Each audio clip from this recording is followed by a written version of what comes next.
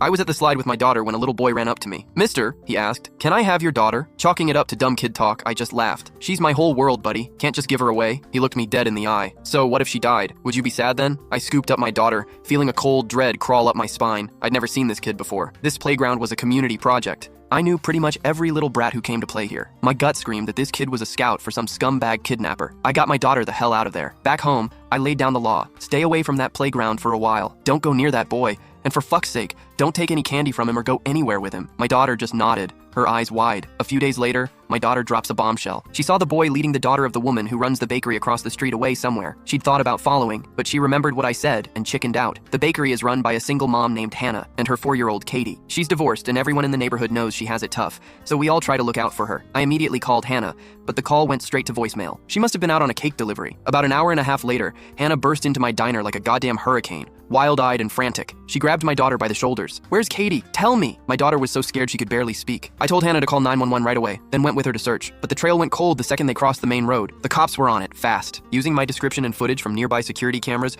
they found the boy that same night. His name was Leo. Leo swore up and down he hadn't taken Katie. His parents backed him up, lying through their teeth that their son had been home all day. The cops showed them the surveillance footage, blowing their bullshit story to pieces. That's when Leo, the little shit, finally mumbled, "I'm not 12 yet, so I don't have to go to jail, right?" Leo led us to a derelict construction site nearby and pointed to a small, freshly dug pit in the ground. "She's in there." The cops dug away the loose dirt and found a styrofoam cooler, the kind you get from Amazon deliveries. They pried the lid open. Katie was crammed inside, curled into a ball. Her eyes were wide open, her mouth slightly agape, her face a mask of pure terror. Hannah just fucking broke. She lunged at Leo, trying to tear him apart, but the cops managed to hold her back. The police had Leo recount the whole thing. His clarity, his step-by-step logic, sent a fucking icicle through my heart. Leo said he found the pit at the construction site and got the idea to bury something alive in it. First, he tried a stray cat, but it scratched its way out immediately. A failure. So, Leo switched his target to a kid. But the hole was too small, so the little psychopath tied 2 shoelaces together to measure the pit's dimensions. Whenever he found a potential target, he'd measure them with the shoelace first before trying to snatch them. He also said he only picked little girls. They were easier to control, and he added, "Their bodies are softer, easier to fold." "Did you kill her first, then put her in?" one of the cops asked, his voice tight. Leo shook his head. "I had her lie down in it herself." He'd set up a sick game. First, he had Katie lie down in a couple of big cardboard boxes and gave her chocolates,